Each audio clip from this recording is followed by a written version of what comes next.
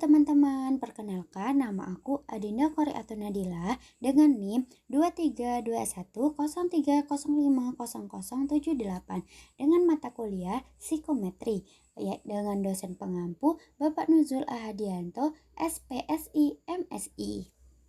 Di sini saya akan menjelaskan tentang yang pertama yaitu hakikat dan ruang lingkup psikometri, yang kedua sejarah dan perkembangan psikometri, yang ketiga konsep dan skala pengukuran psikologis, dan yang terakhir yaitu yang keempat konsep dan faktor reliabilitas.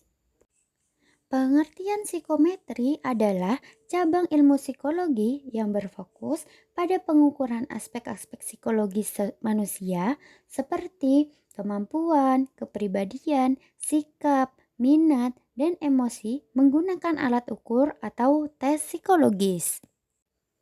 Tujuannya untuk menghasilkan pengukuran yang valid, reliabel, dan objektif agar hasil tes dapat menggambarkan kondisi psikologis seseorang secara akurat. Fungsinya antara lain membantu diagnosis psikologis, misalnya dalam konseling atau klinik. Yang kedua, ada menjadi dasar seleksi dan penempatan kerja. Yang ketiga, ada penunjangan penelitian psikologi dan pendidikan agar hasilnya terukur dan ilmiah. Selanjutnya yaitu ada objek yang diukur. Objek yang diukur ini meliputi apa saja? Meliputi karakteristik psikologis individu seperti tingkat kecerdasan, kepribadian, motivasi, minat, dan penyesuaian diri.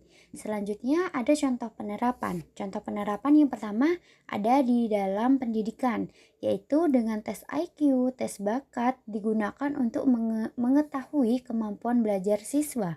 Yang kedua ada dalam dunia kerja, yaitu tes kepribadian dan tes kemampuan digunakan dalam proses rekrutmen karyawan.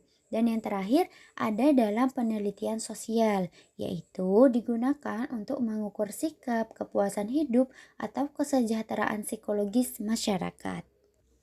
Francis Galton merupakan pelopor psikometri. Ia berusaha mengukur kemampuan intelektual melalui tes sensori dan motorik, serta memperkenalkan konsep korelasi dan distribusi normal. Selanjutnya yang kedua ada James McKean, yaitu murid dari Galton yang menciptakan istilah mental test. Ia mengukur kecepatan reaksi, daya ingat, dan perhatian untuk memahami kemampuan mental manusia. Selanjutnya yang ketiga yaitu ada Alfred Binet. Yaitu Alfred Binet membuat Binet-Simon Intelligence Scale, tes kecerdasan pertama untuk anak-anak sekolah.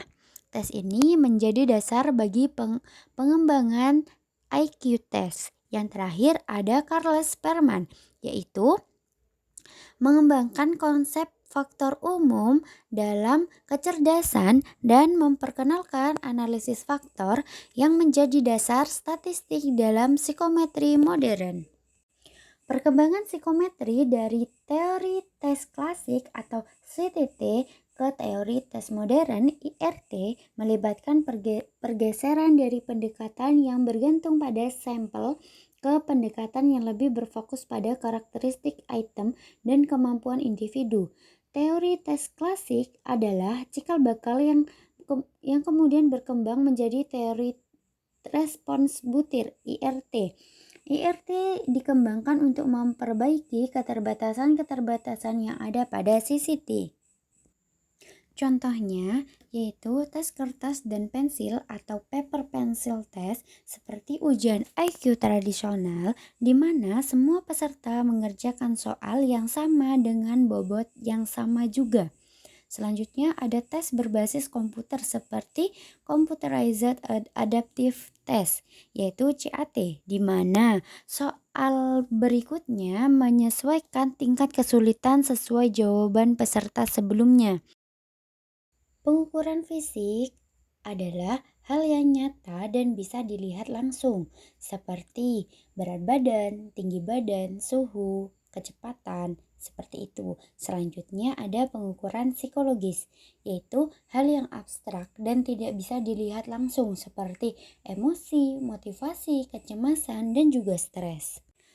4 jenis skala pengukuran dalam psikologi. Yang pertama ada skala nominal, yaitu skala yang dimana hanya membedakan kategori tanpa urutan atau nilai tertentu dan tidak ada peringkat, hanya klasifikasi. Contohnya seperti jenis kelamin, ada laki-laki dan perempuan. Selanjutnya ada yang kedua, yaitu skala ordinal. Skala ordinal yaitu menunjukkan urutan atau peringkat, tapi jarak antara peringkat tidak pasti sama, tidak bisa dihitung rata-ratanya dengan tepat. Contohnya, tingkat stres yaitu ada rendah, sedang, tinggi. Terus kepuasan belajar, ada tidak puas, cukup puas, sangat puas. Selanjutnya yang ketiga yaitu ada skala interval, yaitu menunjukkan urutan dan jarak antara nilai yang sama besar, tetapi tidak memiliki nol absolut. Artinya, angka nol bukan berarti tidak ada. Contohnya, skor IQ, misalnya IQ-nya 130 tidak berarti 2 kali lebih pintar dari IQ 65. Seperti itu. Selanjutnya ada skala rasio, yaitu memiliki jarak yang sama dan nol absolut, yaitu nol berarti tidak ada. Bisa digunakan untuk operasi matematika penuh atau penjumlahan, perbandingan, dan lain sebagainya. Contohnya yaitu waktu reaksi pada tes psikologi. Contohnya dalam skala akademik yaitu yang pertama tidak tidak stres sama sekali, sedikit stres, cukup stres, sangat stres, dan sangat-sangat stres. Reliabilitas adalah tingkat konsisten hasil pengukuran psikologis. Artinya, jika tes yang sama diberikan beberapa kali dalam kondisi yang mirip, hasilnya akan tetap atau hampir sama. Reliabilitas penting untuk mengambil keputusan tentang manusia, yaitu seleksi kerja, diagnosis, atau penelitian. Faktor yang mempengaruhi adalah kondisi peserta tes, kualitas butir soal, kondisi lingkungan tes, waktu pelaksanaan tes, dan instruksi dan penilaiannya. Jenis kesalahannya adalah kesalahan acak dan kesalahan sistematis.